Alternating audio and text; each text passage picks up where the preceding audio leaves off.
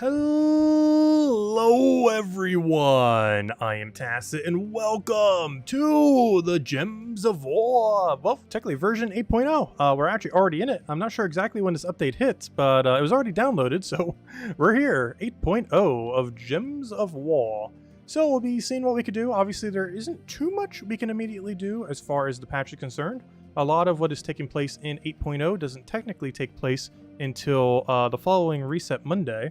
One thing I do want to go check real quick though, do they have a updated patch notes on the forum? Or are they just rolling with the same one they had earlier? Because sometimes when the patch actually hits, they do like a, well, it's not even on this page. Let's check the forum. And unless they're just running with the previous one, in which case we have gone over that a couple days ago. 3 XP in PvP. Have they still not fixed that? I hope that's been fixed as of this patch. 8.0 update. Okay, it seems like they don't have an updated patch notes then. It's the same one from last week that we went over a week ago. Okay. Anyways, let's go see what we can see in game. I haven't actually peeked at any of it yet, so we'll go and see firsthand what exactly we have over here. Of course, biggest thing that happened is I still do not know how to get the PvP correctly. I always click middle to try to get there. It's so unintuitive. But anyways, okay, so these are the new burning chests. The main thing I want to see is what are these drop rates? Okay, so random immortal soul. Really good. I was concerned that it was going to be less than a 1/3 chance. I was wrong. It is a 48% chance. That is actually really, really, really good compared to what I expected. I was expecting only 33% or less. Like likely less. But we actually have a 48%. Weighted at an 18% chance that you get 10, 15% for 20, and 15% for 50.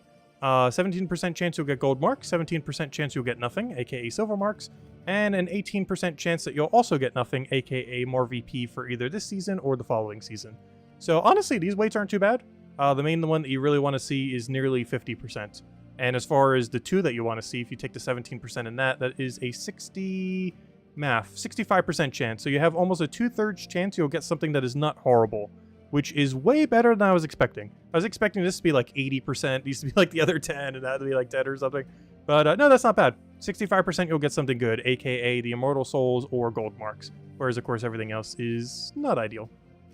But not too bad. Alright, we can't earn any of these yet, right? Because we're still not in the season. So PvP season, yeah, next season has not started yet. This will take place it should last pretty much consecutively forever.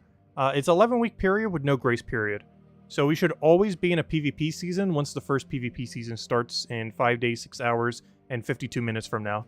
But for this exact moment in time, we are currently not in a PvP season, which will be one of the only few times where this will ever be the case, unless there's some kind of glitch that makes it so they have to cancel PvP season for a week or so. But otherwise, it should perpetually be a thing for forever going forward, where they last for 11 weeks at a time. Similar to how the campaigns do, except the campaigns are 10 weeks with 1 week off. These are just 11 weeks forever. Perpetually. Anyways, so we can't do anything there, which makes me think there's quite a few other things we can't really touch then. So these are our 10 immortals. We kind of already looked at them a bit. Ooh, 26 base mana. Now that's interesting. Can I see their upgrades? You can. Okay. So yeah, we can see everything about them. But yeah, getting however many you need for this. Is it posted anywhere how many immortal souls you need for this final level? Because it's probably literal years. As far as getting it, it's probably absurd.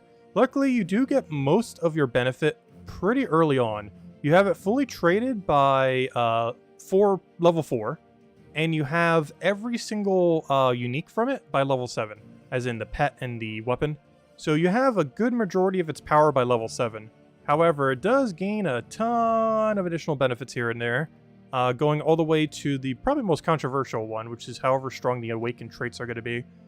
This I don't think is on Terran's World yet. I'm not sure if this is or is not. But that's like my biggest concern with these. Realistically, no one's going to have level 30 for a while. Even if you're paying like everything you can to try to, you know, speed up all these. I'm pretty sure 30 will still take like a year plus, even when like max paying. And you're playing 100% free to play. If I had to guess, this will take years to reach level 30. Similar to how Kingdoms take forever because of deed books. Getting level 30 will take forever. However, most of your benefit is obtained by 7, so not too big a deal. Even if you just get all of them to 7, which I assume will only take under a year, half a year? I'm not sure. It's still hard to tell because even though we can see like the burning mark rates, we don't know total burning marks needed yet. The other thing we don't quite know, though it might be up somewhere, Not sure if it's been data mined yet. The other thing we don't quite know is, oh,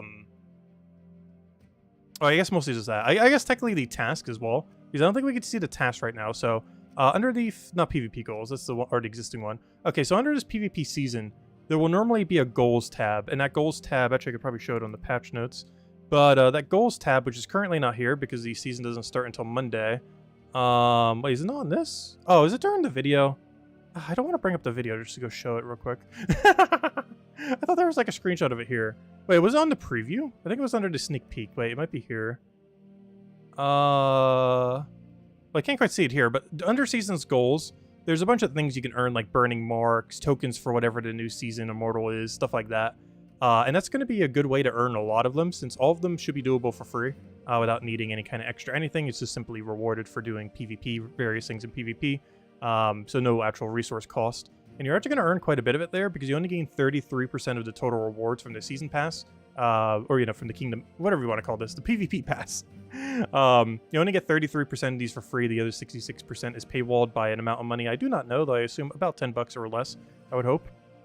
But, here's the video. Wait, is this video broken? Why is it not working there? But we got to see, like, the PvP goals, and it gives, like, burning marks and a few other things like that. Copies of troop, you know, standard stuff towards the progress of them. But, yeah, unfortunately, there isn't too much we can see right now, then, since it doesn't start till Monday. Though we did get to see the drop rate of this, which is cool. Way better than I was expecting, so that's good. I'm not sure if it's been data mined yet. Let me go check Terran's World. Does anyone know if there's any information yet on the total amount of burning, not burning, but how many immortal souls you need for each level? Like, at level 5, they'll need X souls, at 10, X souls, you know, like the breakdown for each. Because I do not know that information, from what I could tell in-game, it does not tell us currently. I could look at them again. Oh, are they unowned? They should be, right? Clear filter, save. Let me go to unowned. If I go over here, yeah, they're all in unowned over here. Can I see the total amount of souls needed? No. Clicking one of these does not show me, hey, you need X number of souls. Interesting. Oh, here we go. Found it. Okay, so let's start doing some math. All right, where does it start going to 100? Okay, 100, 10, 20. Okay, 2,000. I forget how to do the math on a thingy like this, where you add each number between a set of numbers. Because I have to add every number from 10 to 90 by tens. Well, wait. If you just take the middle number, wouldn't that just average out? Let's just times this by 10. So that's 500, 500, 2,500. You need about 2,500 immortal souls, roughly. That number might be slightly off by a few. But it's about 2,500 immortal souls. Okay. That's not horrific. 2,500? It really comes down to how many burning marks are we getting from everything. So 2,500. What is the burning mark to thingy ratio? So 2,500. Let's do a breakdown then. Oh, that's going to be weird with the other thing being 18% though. Ill. I might just calculate it as 15% because it's going to be way too annoying to do it otherwise. But, what is the immortal... Because I'm trying to figure out right now, what is the burning mark to immortal soul ratio? So, let me see. So, each chest is 10. You do not get a discount for bulk, so it doesn't matter how many you open. It's basically just determining how many you open. You do not get a discount like with the normal keys, normal chest opening with gems.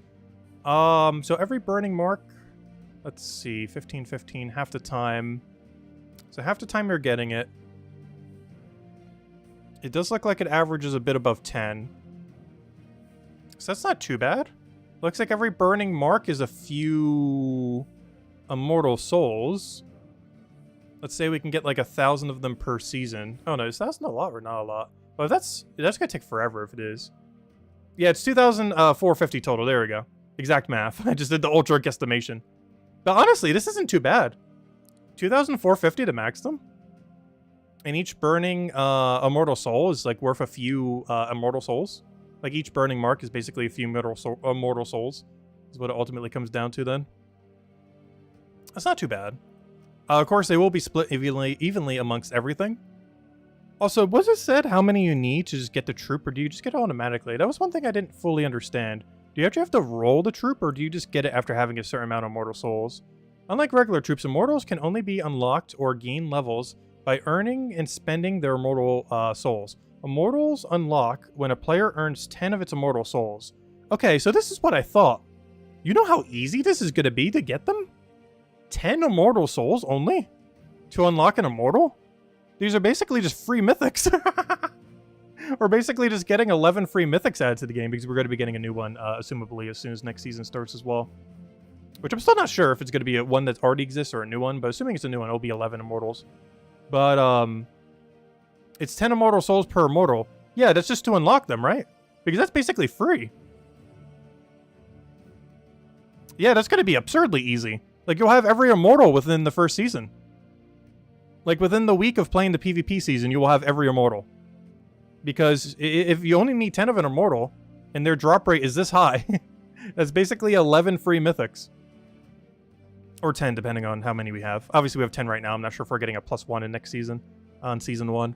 Or if they're just going to do one of the 10 that are already out. But, yeah, look how common this is. And you only need to get 10, so you only need to roll it once. Which means, what is that? Assuming you go about evenly. Well, let's just say you go a bit over. It's only like, what, 300-ish? Like 300 to 500 burning marks will be enough. And based on some things we've seen, just doing the free objectives is enough to do that. So within like a week, without even spending into the season pass, you will likely have every single immortal unlocked. That's pretty insane, given that every single one of these is basically a mythic. They basically added 11 mythics this season. Yeah, that's going to be absurdly easy if I'm understanding this correctly. Where all you have to do is get 10 immortal souls of a given thing to unlock them. That is so free. Anyways, yeah, that's weird. Interesting. And they're as strong as a mythic the second you get them. Get them to level 4. Oh yeah, how much? And you don't even need much to get them to level 4 either. We already saw right over here. To get them to level 4, you only need, I click on one again. To get them to level 4, you would only need 100. Which shouldn't take that long at all. Within the first season, you will easily have all of them in 100. By the first season, you will probably have every single one to level 7, which will give you all the perks. Which is, gosh, math. 60, 100, 150, 210, 280. You only need 280 immortal souls to unlock every single perk on them. So you need 10 to unlock them. Yeah, it even says right here, unlock the immortal. That is so free. Wow. They added 11 mythics this season. Or 10, depending on how you look at it, with this patch. It's pretty cool, though. Unfortunately, we don't get to use them till Monday. And Tuesday, if it takes a little bit longer to get them. But we're definitely going to PvP like crazy on Monday, Tuesday, Wednesday next week, that's for sure. But, oh, yeah, that's interesting. But yeah, it's 10 to unlock them. It is 100 to fully trait them. And it is 210 to basically have everything. Other than just like extra little benefits. But to have like the weapon, the pet, all traits unlocked. Only 210 mark thingies. So yeah, that's not that bad at all. Anyways, hello everyone. I didn't even say hello in chat and everything. Let me go say all the hellos real quick. Let's see. Yeah, so basically everyone gets 10 free mythics with the new patch. We just have to wait till Monday. Hello Mark! Hello Jets! Hello Jonian! Hello, let's see. Can we get burning chests already? No. You won't be able to get any burning marks until next season, as all of them are associated to this season thingy. And the season hasn't started yet. So unfortunately, unless I'm missing something, there is currently no way of obtaining burning marks until this timer begins. Or, ends. So this is next week, Monday, of course, at reset time. So unfortunately, unless I'm missing something, there should be no way of earning them at this exact moment in time. But as soon as Monday hits, you can farm them like crazy, as there will be a bunch of goals that you can hit. And if you try rushing them all immediately, well, you get all the rewards from them immediately. Of course, you have 11 weeks to complete them all. However, the earlier you do them, the quicker you'll have your immortals upgraded. And it's a lot more relevant the first time around, since, of course, we have none of them at the moment. Will be a little bit less relevant to do it immediately in other seasons, since we'll already have some. I was about to go do something. I already forgot what it was. Oh, yeah. Say hello to everyone in chat. Let's see. Hello, yeah. Hello, Chad. Hello, Sonny. Hello, Beer Razor. Let's see. Oh, yeah. The Ossifer is amazing. We were going over him earlier. This troop is absolutely insane. Let me see if they changed him at all for launch. Wait, why did his mana cost go up all of a sudden? Oh, they are 30 mana costs. This is a glitch. It's showing it as its fully upgraded version. But no, never mind. They are 30 mana cost. 26 is the reduced. For a second, I thought they were 26, with 22 being the reduced, but no, their actual mana cost is 30. This is just a glitch that's showing up as 26. 26 is their mana cost when fully maxed. And by fully maxed, I mean level 19, I believe it is. Or sorry, 29, I mean. Really, 29 is when they get their last mana cost reduction. So they're actually 30 mana. Eventually 28, and eventually 26. But anyways, yeah, this guy was the most broken one when we were looking at him in the preview. And I assume they haven't changed him at all. Let's go see. He converts all gems of a chosen color to Doom Skull, so basically Keeper of Souls, but for Doom Skulls instead of Skulls. He then deals a bunch of true damage to all enemies, and if used in that one place in PvP, he will also deal double damage. So yep, exactly what it was on the preview is what he is in game. So they did not pre-nerf him at all. But yeah, this is by far the strongest one out of all 10 of the starting Immortals. It's not even close. So while the other ones will still be useful, this is like the meta pick going forward, as far as like what the absolute best option is. They all have this invulnerable trait, which gives them immune to nearly everything. And he also has per extra turn curse stun. I'm really curious how broken this is when fully maxed, because their traits are supposed to get better.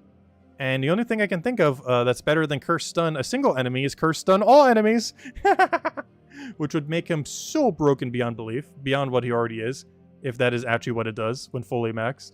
I'm not sure what some of these other ones will be, because if this is just create 2 Fairy Fire gems, or even 3, it's like, not really that good. But curse stunning an entire enemy team, if that was his upgrade, it will be absolutely absurd how much power that will be. As you no longer need to do like Enraged Carandera with Obsidious, you just simply put Immortal Ossifer onto your team. But he's going to be like the troop you use going forward with, like out of any of these 10 or 11, he will be the one that you're going to be using outside the context of PvP, most likely. The only problem with him is he is really skull-oriented, and the current meta is not that skull-oriented at the moment. Obviously, there's still things like Zolgoth, but he does have the issue of being full mana conflicted with Zolgoth. They use the exact same 3 mana, so I don't know. We'll have to wait and see. But I do feel like he has the most potential. Between his final trait, his ability, and everything else, he has the highest potential being used outside of its corresponding PvP location. But all of these will be the meta in their corresponding PvP location. I didn't mention it in the stream, but when you get these, you'll be able to use them in their location. So for example, this one is for the Mirage Expanse. And regardless of what the restriction is, even if you have to use, let's say, Undead, even though he's a Wild Folk, you are always able to use him in Mirage Expanse. So whenever you do a PvP battle in the Mirage Expanse, you will always have access to using this Immortal. And given how easy they are to get, you will always be able to use all 10, or soon to be 11, Immortal troops in their corresponding location. So they will always be good, if at bare minimum, in their location. Like this guy in Mirage Expanse, this one in, where is it? In the Bay of Stars, so on and so forth. You will always be able to use them in that restriction. The outer ring ones in particular will be pretty decent. The inner ring ones, not as much, because of course there's a lot of things you can normally run in inner ring. And central will be completely pointless, which I don't remember which one of these got central. But one of these did get, yeah, this guy. This one's the absolute most useless one, the Immortal Empyrean, because he got Central Spire, and you're already allowed to use everything in a Central Spire. So he is by far the most useless one, as the fact that you can use him regardless of restriction means nothing, because, well, there's no restriction here. It's kind of weird. I'm not sure why I didn't give him triple damage. I believe one of these got triple damage for some reason. I don't remember who. We read them a little while back, but one of these does have triple damage. And I'm not sure why they didn't give the Central Spire one triple damage, because there's no benefit for him bypassing the restriction, as there is no restriction in Central. So it would have made sense to make him triple instead of double like all the other ones, which I'm not sure if that's an oversight or what. Maybe they gave the triple to the wrong one. But he should really have triple damage to make up for the fact that he's in a location where you can use anything anyways. Sound? Wait, what do you mean sound? Wait, sound question mark? Oh, you had it on mute. Okay, I was gonna say, I hear all the audio things going and seeing it visually. It's like, wait, was there no sound? Anyways, hello Stacy. I still haven't got through all the hellos. Hello Isabel. Hello. Oh yeah, I already know about Immortal Ossifer. We were talking about him on Length last Saturday or so, and they didn't nerf him at all compared to what we already saw. But yeah, he's by far the strongest Immortal. Like, it's not even close. Obviously, per location, it's gonna change, because obviously you'll use all of them in their corresponding location. But as far as outside of PvP, the Ossifer is going to be the main one you use. The only big issue with it is he does have full mana conflict with Zolgoth, while being a skull spammer. So you can't use both Zolgoth and him, so got to get a little bit more creative with our teams. But you can still do it with, like, gosh, Lord of Slaughter and stuff like that. So teams like that won't have any conflict. Hello, Chris. Welcome, welcome. Hello, Genki. Welcome, welcome. Hello, Anderson. Hello, hello, Lester. Hello, everyone else. Welcome, welcome. All right, so what else can we go over? Also, let me go hand out a redeem code. I haven't handed out any codes yet. This first code will not be the pet. However, the next code we will hand out will be the pet. So, yeah, we'll hand that out soon. We'll hand out 3 codes tonight. One normal code right there. Then we'll hand out a pet code in a little bit. And then we'll do another normal code a little bit later. All right, so is there anything else I really need to go over the patch then right now? Other than maybe going over their abilities again, since we can now see it in game. But I believe it's the same ones we went over on Saturday. But we'll go lightning round through them real quick. All 10 of the new immortals. So you will be able to get these pretty early. You should be able to get them within a single week of PvP. Even if you don't play that much, it should be relatively easy to get your hands on all 10 of these. Soon to be 11 with the new season, most likely. But anyways, let's go down them. Keep in mind they will always be viable in their given location, but we'll be basing them more so based on if you were to use them anywheres. As you are allowed to use them anywheres, however, there is a restriction of only 1 per team. You cannot put multiple of these on your team, so you can't run like Immortal Ossifer into like an Immortal Aquaria. You can only have 1 on your team. However, you can still freely put Stellarex, Wand, and other things on your team with them. Also, they all seem to be really true damage based for some reason. Anyways, this one deals a bunch of true damage to an enemy, and half that to all enemies below, meaning you will basically only be hitting first slot with this, and if they have stealthy, this thing will be so bad. Boosted by blue dragon gems at a very low boost ratio that does barely anything, and it does double in Bay of Stars. As all of them have, it has invulnerable, and has a 50% chance to create a blue dragon gem when its turn begins. Pretty bad. The fact that this isn't 100%, really, really bad. I guess when it's fully max, it probably will be, but honestly, it doesn't seem worth it.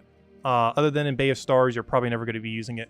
As per usual, the best troop art troops are always horrible, as is expected. This guy, he deals a bunch of true Light Splash. Light Splash is 25% to adjacents, and keep in mind with true damage, this does mean you do true damage splash, so this will hit 25% true damage to the adjacents.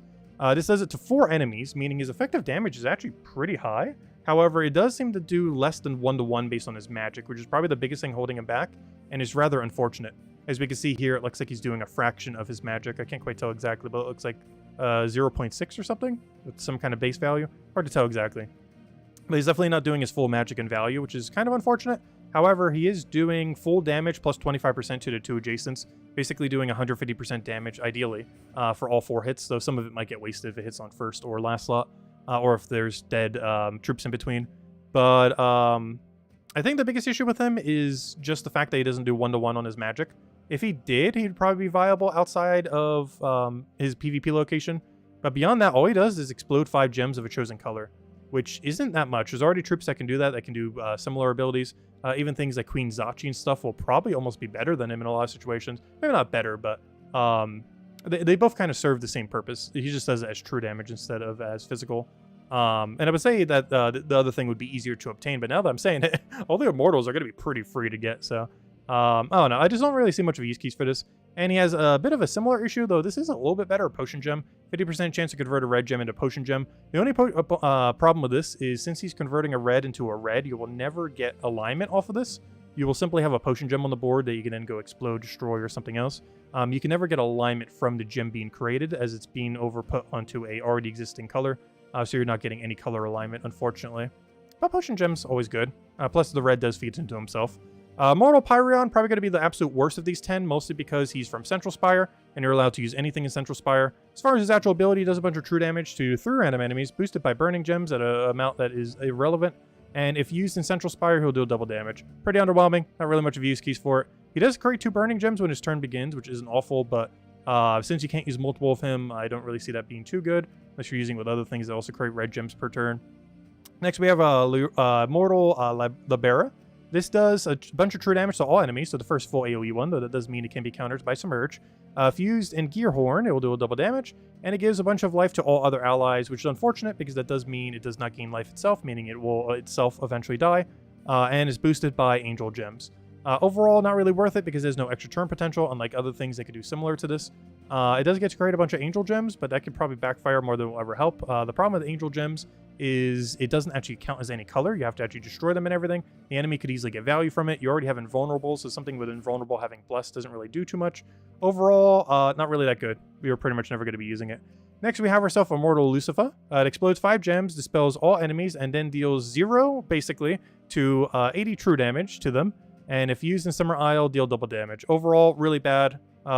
This spell is nice, but overall its damage is way too inconsistent. The fact that I can actually hit a 3 is laughably bad for 26 mana cost. And 5 Explode is barely anything at 30 mana. As keep in mind, these are 30 mana. They do eventually go down to 26 when fully maxed. At level 29, they'll have that. However, these are for a while going to be 30 mana. Actually, when did they go down to... when did they go down to the next mana? There it is. Yeah, you have to get all the way to 22 to get them down to 28 mana. So yeah, they're basically 30 mana forever. Well, not really. Honestly, getting them fully maxed isn't that bad. Getting a level 30 Immortal is not nearly as hard as I thought it was going to be. However, it is still a grind, nonetheless. But it's definitely a lot easier than I was initially anticipating they would make the grind. Oh, so hello, Matt. Hello, Jesse. Welcome, welcome. If you click on the first battle in the PvP shop, it'll show the price of the premium PvP pass. Oh, does it? Oh, let me go see. Wait, let me go see. I don't know how much it is. No, not that. Stop trying to sell me things. I'm trying to see things that can be sold. All right, what am I looking for? Oh, there's the burning marks. I don't have any yet. Let's see. If you click on the first button in the PvP shop. First button in the PvP shop. First button in the PvP shop. First button in the PvP shop. Is it 15? I don't see it. Am I blind? Premium. I don't see it here. I don't see it here. No, this is supposed to pop up here occasionally, but I'm not seeing it there. It's not under talismans, not under pets, not under other. Oh, no, this is just... Oh! Oh, you can just immediately exchange them for VP. I see. Oh, they changed the appearance of these. I forgot. That was something that happened as patched, didn't they? It only shows it on mine? Well, how much does it say? But yeah, it's not showing up for me. Maybe if I keep reloading into it? Let me see. No, it just keeps doing the same one for me. It just keeps trying to sell me gold marks. If I click on a different menu, we'll go into like the Immortal menu. It's 15? Ooh, that's too much. Ew. I might do it for the first season, but then never again. Just because marks on the first season are going to matter a lot more than any other season. But I think I'll buy it the very first season, then never buy it again, I think. This is how we're going to do it. Yeah, I can't see it. But yeah, I'll just take your guys' word for it. It's 15 bucks. That is slightly too much. I was hoping for 10 or less. Because that's over $1 a week then, on top of the billion other season passes that are in the game already. I'm still trying to see if I can get it to pop up. I'm having no success in making it pop up here. But yeah, apparently it's 15. I have to take everyone's word for it because I cannot get it to show. I'm clicking like every single direction. Yeah, it's not showing up for me. Yeah, 15 bucks then, approximately. Unless they're going to be lowering it by the time it's hits PvP season in 5 days. Who knows? Maybe there'll be enough mention on the forum that they'll lower it before then. Who knows? Because honestly, I think it should be 10 or less. So it's like $1 a week, basically. Anyways. So other things. What were we doing? Oh yeah, we're going over the rest of the Immortal troops. Oh yeah, I forgot. We can go over them through here too. So yeah, if you want to get to your Immortal troops, you could do them through your you could do them through your collection, like we were doing.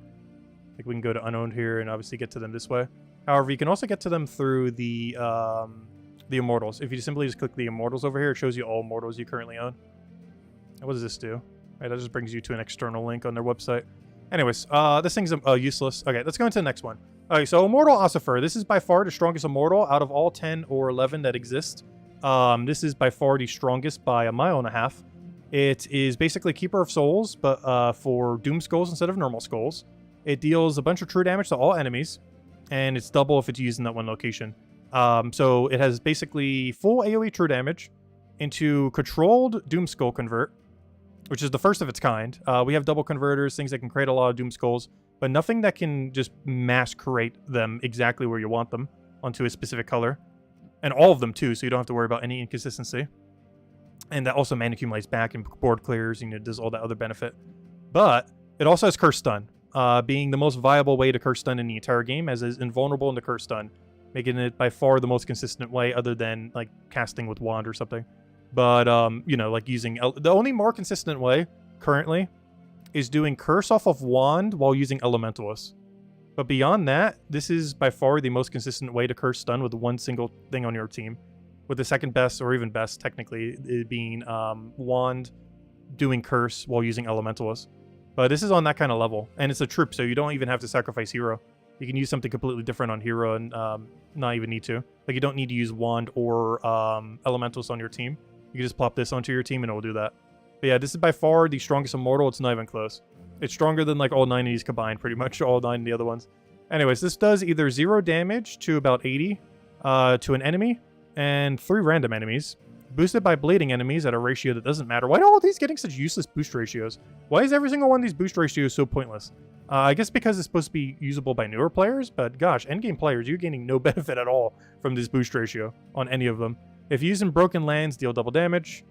He does have Cursed Bleed, which honestly isn't bad. If we ever get better bleed boost ratios added to the game, I could see him maybe being okay for his 2 traits. He also has 20% dodge, so he might eventually be used for his traits. But otherwise, his ability is pretty abysmal, and outside of Broken Lands, you're probably never touching him. A lot of these are going to be in that category. You're basically only going to use them in the restriction and nothing else. This is going to be one of the only few where you use everywhere in the game. Whereas all these other ones, this one you're only going to use in Bay of Stars, or this one you're only going to use in Broken Lands, so on and so forth. Whereas this will be used absolutely everywhere in pretty much any game mode you feel like. Assuming it can be used, of course. Anyways, Immortal Terra.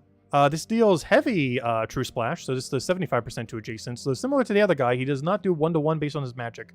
He has a magic reduction, which is really weird that they're doing it to these. He does do it to 3 random enemies, though, so he's getting for a decent amount of overall damage. If you use in South Wild, he will deal double damage, and he destroys a row and column. It doesn't say random, so I assume you get to choose the row and column before you do his ability. So that's not too bad. I guess this create a stun gem when his turn begins, and which does count as a brown, so you can get alignment off that. He has the best tankiness out of any of these, 50% reduction to invulnerable. And overall, I guess he could have some viability, but very rarely. He might be the replacement. You know who this guy probably replaces? Though it depends on the coloration of your team. This probably replaces Leonis Tower. Because Leonis Tower is what, 50% score reduction into invulnerable, right? If I'm not mistaken. And this is the same thing, but with stun. Actually, doesn't the other thing have stun too? Let me go refresh. What does Leonis Tower do again? I haven't used Leonis Tower Karandera team in forever. It's also not that popular in PvP anymore. Also, how on earth do you spell Leonis Tower? Oh, I spelled, I see. There we go. Okay, that's really funny. They're both basically the same troop. They both have 50% skull reduction. They both have invulnerable, and they both have stun on their final trait. The only difference is this gets to deal some damage to the first 2 enemies and stun them, and gain barrier. Whereas this guy on his cast does a bunch of heavy True Splash, and you get a little bit of board control. So yeah, I would say this is the Leonis Tower replacement. Especially as you get him upgraded, he will be stronger than Leonis Tower. He's basically just Leonis Tower, but better. The only difference is he uses different manas, so he also makes it so you can only use this immortal. So you won't be able to use a different immortal. But otherwise, yeah, in most situations, assuming color doesn't matter on your team, this is just better Leonis Tower. But it sacrifices your 1 immortal, because he is your 1 immortal. And it uses completely different colors. Actually, I believe they use opposite colors now that I'm looking at it. Because if we go to Leonis Tower again, aren't they exact inverse color? Why can I not spell Leonis today? I'm not sure why. I cannot spell Leonis. No, they both have brown overlap, but otherwise they share completely different colors. Interesting. Anyways, let's keep going over the immortals. Which one have we not gone over yet? These 2. Next one. Deal a bunch of scatter true damage. If it is in Edania, deal double damage, destroy 3 random columns. So this one will be used for one very particular team, and it is to replace your second Tina 9000 in a full mech team in the current state of the game. So that's basically this thing's only use case. In a Hero Bork double Tina 9000 team, he now replaces one of your 2 Tina 9000s, as he gets to concentrate a little bit more damage. But then again, now that I think about it, that's not that much damage, is it? Compared to Tina? Like, even if Tina low rolls, you're probably hitting more with a triple damage Tina than you are with a scatter damage. The only exception being if you do an Edania. But the only way you can use the mech build with him, of course, is if you have other things going with it. Like, you know, a mech restriction or an Ardana restriction. Otherwise, he does get to destroy 3 random columns, though. That is one thing that Tina specifically lacks, Tina 9000. Tina 9000 has no extra turn potential. Whereas this has mana accumulation and extra turn potential. It's not high extra turn potential, but it's there. He also, of course, has the benefit of having invulnerable. Unfortunately, his first and final trait are abysmal. It's just bomb gems and bomb gems, which are both bad. But I don't know. He's situationally going to replace out Tina 9000 if you're running a Double Tina 9000 team. But that's about it. Anyways, final one. Another true damage scatter damage. This one's boosted by Fairy Fire gems at once again a ratio that does absolutely nothing. And if it is used in Summer Isle, it will deal double damage. Oh, they fixed it. One of these was supposed to do triple damage. Apparently they fixed it. You know what one they do need to go fix to do triple damage, though? This guy. You need to be the one who does triple damage. Because you're Central Spire. This does get to create a Fairy Fire gem when its turn begins. I'm curious to see if this will be viable when fully level 30'd. I'm not sure if Terran's World has it up yet. I assume not. But I'm curious what the level 30 perk will be on this. Let me go check. I am almost guaranteed that Terran's World does not have it updated yet. But they might in the next day or two. Because I don't think we currently know... how do I do this? Show all? Show's got to be too hard to get to it. What if I do select search? Quick search? Easy search? Let me just look up one of the immortals. Actually, I could just probably just type in the word immortal. Name, immortal. Immortal. Immortal number 12. Okay, here we go. If I click on one of these, Immortal Aquaria, for example. Okay, I'm not seeing the breakdown for... Okay. I don't think it's updated to have it yet. Because I'm not seeing it having a... what its level 30 trait does. Guess I'm missing something here. Yeah, it's showing all the info we already know. All of its traits, but it's not showing what the maxed out trait at level 30 is. I'm pretty sure they will have it updated to show that at some point. But currently it seems like it doesn't do that. But it will probably later. We just have to wait. The update just hit not too long ago.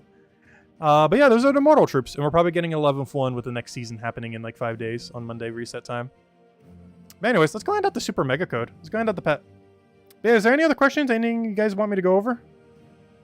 Because I think that touches almost all the bases we can do now prior to Monday. As of course, even though the patch is today, we don't fully get to do it until Monday. That's the pet code, by the way. Go, go, go. There's the pet code. I actually have no clue what pet is in it, by the way. I think it's one of the doggies for International Dog Day. But I have no clue which one it actually is. But yeah, enjoy. Go. Quick, quick, quick. Everyone use it. All right, let me go look back in chat because I keep like not reading as I keep over-focusing. You do like the new rewarded reworked gold and silver marks artwork? Oh yeah, the new gold and silver marks do look pretty cool. Let's see. Devs are predictable. Honestly, that season pass is way too much. $15 for 11-week season. That's way too greedy. It has to be at least $10 or, you know, lower to 10. Like 10 was the like highest. I will buy it on the very, very, very first season just for progress. But I'm not doing it beyond the first. It's too much. It's just not worth it, most likely. It's bugged on yours. It's labeled as talismans with a bunch of X's. But when you click on it, it brings up the pay window for the premium pass. It's bugged on yours. It's labeled as talismans with a bunch of X's. Interesting. Yeah, I still haven't been able to get it to show up. If I restart the game. I'm not seeing in talismans either. Yeah, I'm not seeing a pop-up for it here. It just keeps trying to sell me gold marks I don't need. Well, I do need them, but not with money. We'll go earn them. And then go spend them all on, you know what they're used for, right? We use them all on the good old deed books. Let's go open some. We got a blue. Come on, purple. Come on, purple. Come on, purple. Please, not 3 blues. Ah, boo. That's what they're used for. 3 deed books. And there's a 3 limit per day, but, you know, that's not too big a deal. It's kind of hard to earn 300 gold marks a day. So that's not really much of an issue. Okay, well, I guess we start just doing things now. Unless there's something else with the patch that I have not gone over yet. But unfortunately, not much we could really do with it until Monday. But we'll probably do a little bit of a summary thing tomorrow, just kind of going over a couple things with it. And there might be more data, like on Terran's World and a few other things that might be out by then. I'll just be going, kind of just going over Immortals. There it is. Yeah, if you guys claimed the code, we got the War Corgi. When did War Corgi come out? The 2018 War Corgi. So if you didn't get that back in 2018, there you guys go, enjoy. Good old little War Corgi and like 0 pet food. I'm not even sure why they put 5 pet food there. It's like an insult how low that is, but of course it's mostly for the Corgi. That's a really old one. I think that was the first International Dog Day pet they did. Either the first or the second. I'm pretty sure that was the first. Like the OG one way back when. We haven't a faction assault today. Honestly, I might just ignore it. We showed the teams, of course, yesterday in the video. We had a triple Ember Claw into whatever your best damage source is. Which for us will just be Stellaryx, most likely. Insta-kill team for higher range as per usual. And pure factions literally just spam Magma Dragon. Yeah, I might just skip it today. So we can go do everything else. Oh yeah, let me not forget to go buy Underspire though. as we'll need those torches for later in the week. Okay, so next thing. Let's just start taking out dailies, I guess. Clear out all the things. Oh, we couldn't get lucky 2 days in a row. 2 days in a row. Because yesterday we got top 3. Unfortunate. Yeah, no problem for the pet code. Enjoy, everyone. And we'll have one more code in a little bit. Oh, yeah. Ossifer is going to be really broken. I don't understand why they made Ossifer so strong compared to every other mortal. Nearly every immortal is, I wouldn't say useless, but outside the restrictive PvP area, they're basically never going to be used. But then they made Ossifer, like, Zolgoth level good. Like, he's literally the exact same coloration as Zolgoth, so you know they didn't want you to use them on, like, the same team. Because of how good they would be together. But he's basically just as strong as Zolgoth, just as, without burn. But he has Curse Stun instead. Basically, instead of having burn freeze, he has Curse Stun, essentially. Is what he is. That's one way of looking at him. He's basically really controlled Zolgoth, but with Curse Stun instead of freeze burn. And honestly, Curse Stun, way better than freeze burn. Freeze burn's not bad, but Curse Stun is substantially better. Obviously, they're used for different things. Freeze burn is used for triple damage burning teams, whereas Curse Stun is used for applying every status effect in the entire game.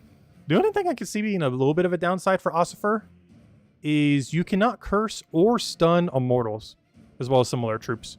And basically every person's PvP team, or, you know, basically every mode where you're doing any PvP, are pretty much always going to have an immortal on the team. So in that regard, that's going to be a little bit of a wall for him, since, you know, you won't be able to bypass that. But in a lot of other game modes, it's going to be really, really useful. In game modes where that's not a factor at all, where you can get away with curse stunning an entire enemy team. But yeah, be interesting to see how he pans out. But he's by far the strongest. He also seems like he's going to be the most fun to be used, as there's a lot of teams you could do with him. Because Keeper of Souls is good, but he's kind of dated these days. He actually came at the launch of the game back in 2014, and it took them basically 10 years to make a better version. But yeah, this was here on day 1 of the game. Transform all gems of a chosen color to skulls. And he has always been at least some version of usability. Ups and downs as far as when skull metas have been around. But this is the first time we've ever seen a substantial buff to this kind of premise. And quite a big one at that. It is a lot higher mana cost, technically double.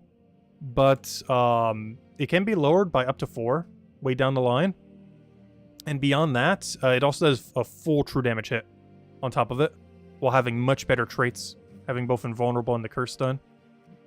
But he's basically the same thing but Doom Skulls. And even though he has double the mana cost initially, having 30 instead of 15, you're getting all the mana accumulation from the Doom Skulls. So if you're matching like 15 Doom Skulls, that's 15 explodes on the board. Obviously, you're not going to be getting as much mana because those skulls are, you know, 0 mana. But everything around them will give you the mana. And of course, you're like full board clearing, way more than what a Keeper of Souls would do. Like you're basically clearing an entire board whenever you cast them. Similar to Keeper of Souls, you're basically always landing extra turn because you would never use him not gaining extra turn unless you're doing like the final blow of a battle. But yeah, he has so much potential. He might actually be the thing that brings back Skull meta. I don't know, we'll have to wait and see and kind of test around. But he could be the thing that brings back Skull meta to the game, which would be a lot of fun. As we haven't seen a Skull meta in a very long time. Honestly, I want to say almost 5 or 6 years it's really been since we've seen like a proper Skull meta. So it'd be cool to see a return to it. So hello Tyrion, welcome, welcome. Hope all's been well. But anyways, let's keep clearing things out. Underspire, gonna ignore that for now. Faction event, I'm probably just gonna pass today. Faction event's generally pretty skippable. Sometimes we do it, sometimes we don't. And today's gonna be one of the days we'll probably skip on it.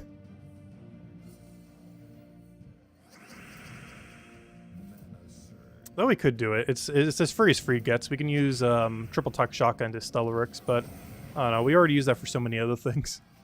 It's just the loot that you get for a Tuesday faction is just so low these days compared to what it used to be. Obviously it hasn't changed, but the value of 2 Vault Keys and an Orb is a lot less now than it used to be back when it first came out. Especially after we just had a Vault Weekend. If anything, I almost feel like just opening some Vault Keys instead. Instead of bothering to get 2 Vault Keys and an Orb, we'll just go open some Vault Keys from last Vault Weekend.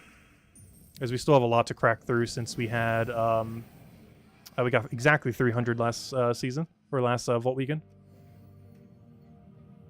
Let's see. Oh yeah, Tyrion. Oh yeah, we could do that later tonight if you and Isabel want to do it. If Isabel's also around. Because that's not going to take that long, like 10 to 15 minutes. Hey, if you could just poke me on Discord after your stream, I should be around.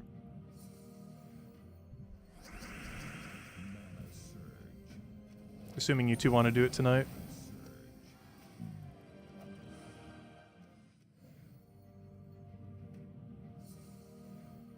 But yeah, unfortunately, with version 8.0 of Gems of War, this is one of those patches where there isn't much we can actually do immediately.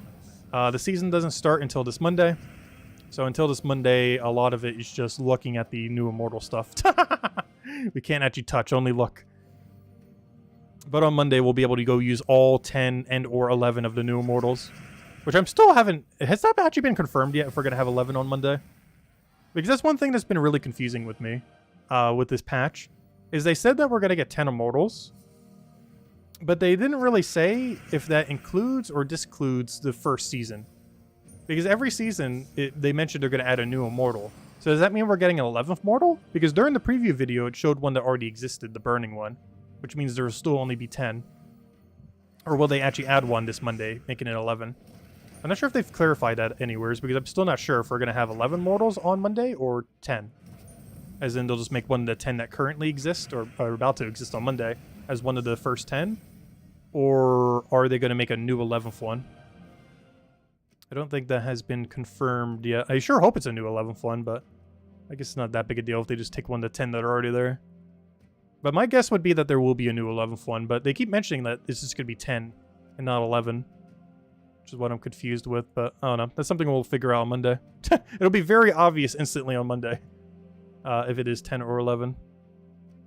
Based on if it's actually a new one or just one of the 10s that are already in the game. Alright, we did everything here. What was our daily? I just bunch of red. It's free. That'll get done automatically. Campaign's been done since Monday automatically. Faction Assault I think I'm going to ignore for today. I guess I'll help our guild with the world event. We've been using Piskia, Bork, Wand, and Rathaman. Has been our team. And it's been working out pretty well. Piskia gives you Devour. Bork gives you infinite mana. Wand gives you infinite mana and protection and curse. And Rathaman gives you cleanse if somehow bless isn't already enough. As well as skull spam. And as the game plan. So why is this fight so weak? I guess because the first time we fought the Mythic. The reason I switched over to this team is we have some high ones already on some of these. Like, for example, when I take this Lava Troll, they're going to be a lot higher level here. Check out all the immortal weapons. True, I didn't actually look at the immortal weapons or pets yet. That is true. I don't think I've looked at them a single time. Even when I previewed it during the other stream, I actually completely forgot to look at the pets or weapons. So yeah, let's go do that. I'll go do that after this fight. But yeah, I keep forgetting to do that for some reason. I don't know why. Yeah, I'll go do that. Because yeah, I just assumed they would be bad. But maybe they're not bad. And yes, as Isabel mentioned, definitely feel free to leave a like on the stream. Helps a lot and is greatly appreciated. Alright, let me go look at the weapons. Alright, weapons. Actually, let me look at the pets first. I just want to see what they look like. How cute are they? Alright, we got a little dragon thingy. Adorable. Okay, it looks like they just give +5 to all stats with broken text. But, of course. Would you expect anything less? But yeah, it just seems like it gives +5 to all stats, so pretty standard buff pets. Nothing really particularly strong. That means the second you get a copy of it, you'll have +2. Because you'll be able to get it to level 5. So simply getting to level 7 will give you a +2 to all stats. So nothing too special there, but you can put it on your shoulder once you get to level 7. Okay, so let's say visually if the pet is good or bad. Good. Average. Bad? Average. Good. Cool looking skull. I'll give it a good. Average? You're not one? I still don't have Takshaka pet. Average? Actually, I can see that being cute. What am I looking at? It's interesting. It's definitely creative. Interesting. It's like a mech dragon. Actually, I like it. It's growing on me. Good. Interesting. Alright, that's all of them. Well, that didn't go that long. There's only 10, I guess. Which one's my favorite? Honestly, the mech dragon's growing on me. I like this. I like the concept. I'm not sure if this exact design is the best. But the premise of this is decent. And the design's not bad. It's definitely the most creative one here. A lot of these seem a little bit too generic. It's definitely the most creative one out of them, I would have to say. I do have to say, out of any skull design, this one's probably my favorite out of any of the skull pets. If you do like skull pets. I don't like this bird as much. It is bird. Also, I still don't have Takshaka pet. Eventually, we will get it. It is in drop table, by the way. It's not paywalled or anything. It was initially, but it has been in drop table for months now. I just haven't been able to get it.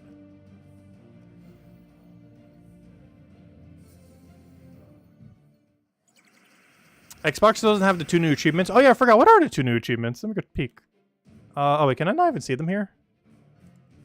Oh, let me go check them through Steam. Let me see. I'll go read off what the 2 new achievements are real quick. The 2 new achievements are the following. Steam, stop changing how this page works. There we go. Upgrade, no, that's one the other thing. Upgrade our mortal troop to level 10. Honestly, pretty free. I thought this would take a little while based on previous knowledge, but based on what we know now, that is definitely doable within the first season, most likely. Especially if you buy the pass. But even if you don't, I'm pretty sure that's still doable within the first season. Next, we have gain 20,000 VP victory points in a PvP season. That is also very easy. You might already do that in a given PvP week already. So yeah, both of those are pretty free. The getting to level 10 Immortal will definitely take longer, but not nearly as long as we initially thought it may have taken. But the 20,000 VP one is pretty free. A lot of players probably already do that. We sometimes do, not always. Oh, also, keep in mind, I don't think I mentioned a single time to stream. You need 16,350 VP points per week to finish the pass, regardless if you're doing the free or paid side. So basically 16,500 is the easier way of saying it. But yeah, if you do 16,500 a week, you'll be able to get the pass done. So if you're already doing more than that, you're good to go. Even if you're doing less than that, you're going to be getting little totems when you're open burning chests, and those could help close your gap. Because whenever you go and open for burning chests, you will have a 18% chance that you get these icons. And these icons give you VP. I think it's like 750, 1,000, and 1,500 or something. I forget the exact values. But they give you several hundred VP each. So even if you're getting a little bit less per week, let's say you're normally doing, I don't know, 15,000, this will easily cover the rest. Even if you only do 12,000, these might actually cover the rest. So, yeah, so even if you're doing a bit less than that, like even how much we're doing this week, I did very little this week. And I think our number is actually already enough. Oh, wait, never mind. We're really low this week. Wait, I'm only at 1,000. But normally we do like 10, 15,000 lately. Why must you guys keep going up? I wish this was our 3rd place right now. I would actually go for it. But yeah, this is like what we've been doing lately, these kind of numbers normally. And basically, if you're in this category, you're good to go. You just have to get 13,500 per week to maintain it. Anyways. Oh yeah, immortal weapons. I keep forgetting to look at the weapons. I gotta look at the weapons. Okay, are these immortal weapons any good? Convert all gems of a chosen color to blue dragon gems. Interesting. If the immortal Aquaria is in your team, summon a random dragon. What are the extra perks? Let me go check Terran's World. Because I can't currently check it without owning it, but it's probably data mined. So let me go check it through Terran's World.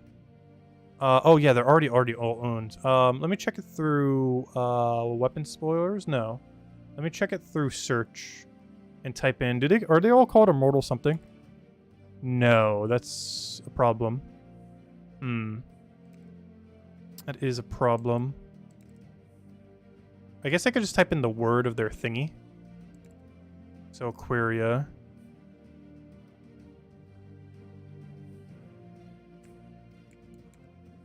Though I do need to make sure I actually spell it correctly. A-Q-U-A. Okay, Aquarius Staff. What are your extra perks? Gain life, eliminate armor, scatter damage, submerge self. Oh, they all get a unique final ability. That's interesting. Oh, wait. However, you have to keep in mind, upgrading the troop, or upgrading, getting more immortal souls is how you upgrade the weapon. So it's actually going to be really hard to do the final perk. I forgot. Let's see, what does this do? Drain 3 mana from the first 2 enemies if used in Bay of Stars. Drain 4 mana instead. Interesting. So it's like a thing to synergize even more with it.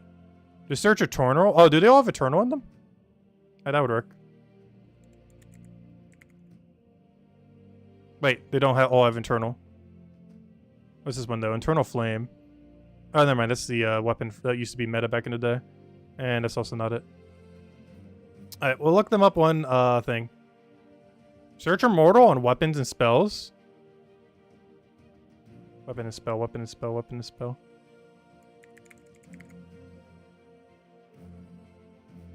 Weapon and spell. I'm not sure what that category would be. Let's keep doing them one at a time. Not sure where you want me to go. Is there a place where you can only search weapons? Oh yeah, true. I know where you want to go.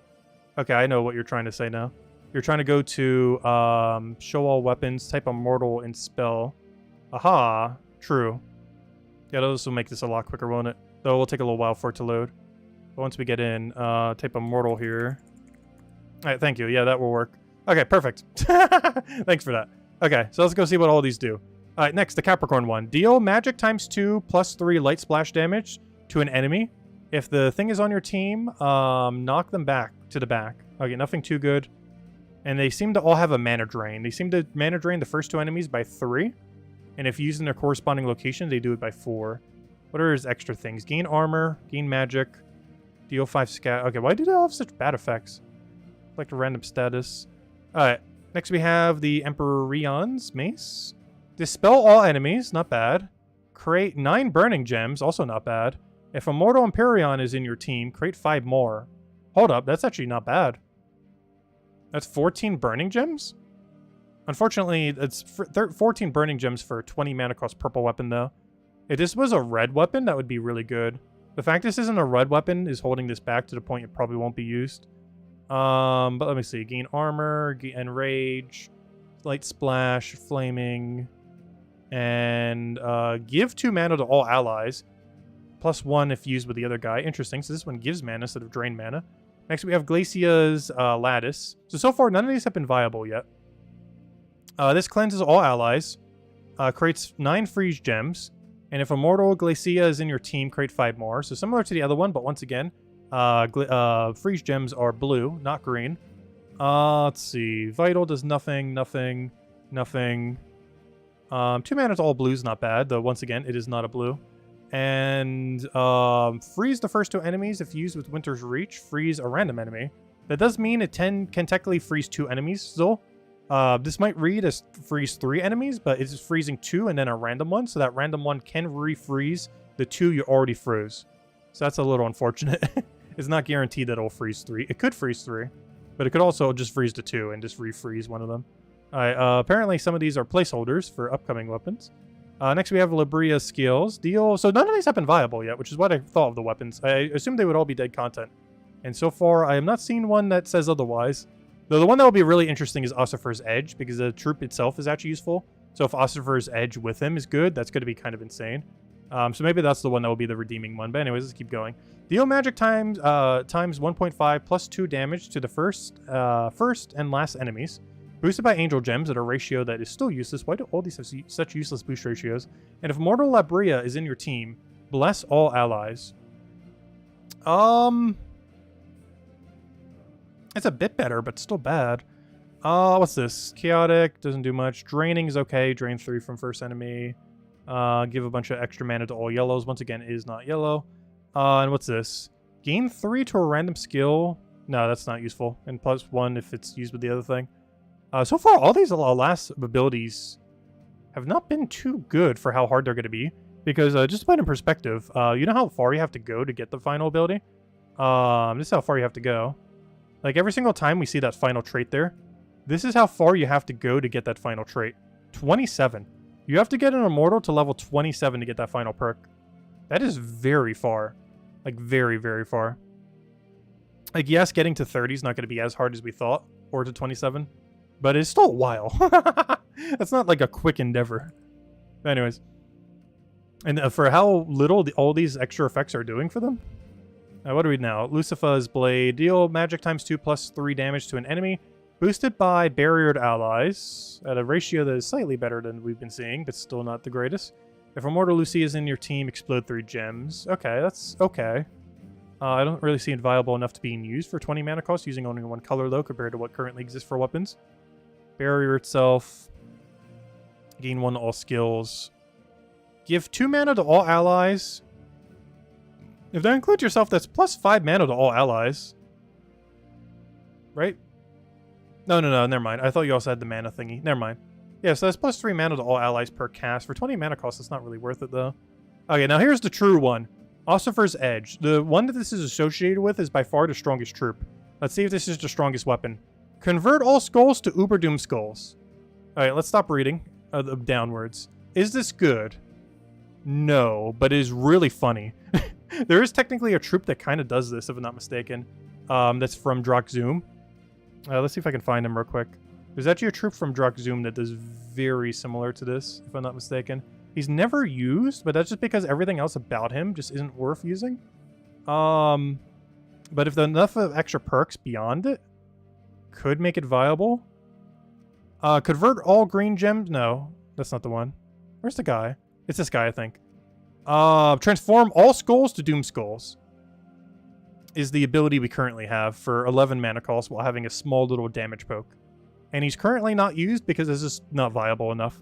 However, this does all skulls to Uber Doom skulls, which are more explosion, as well as double the damage, 10 instead of 5. And on top of that, it gains magic divided by 2 plus 1 attack. And if a mortal Ossifer is on your team... No! They made it good! Oh, Skull meta's back. Ossifer's Edge into Ossifer into... What do you mana accumulate? I guess Leprechaun Thorel? Might need to get something more creative for that. But that will literally just be the team. Run Weapon, Thrall.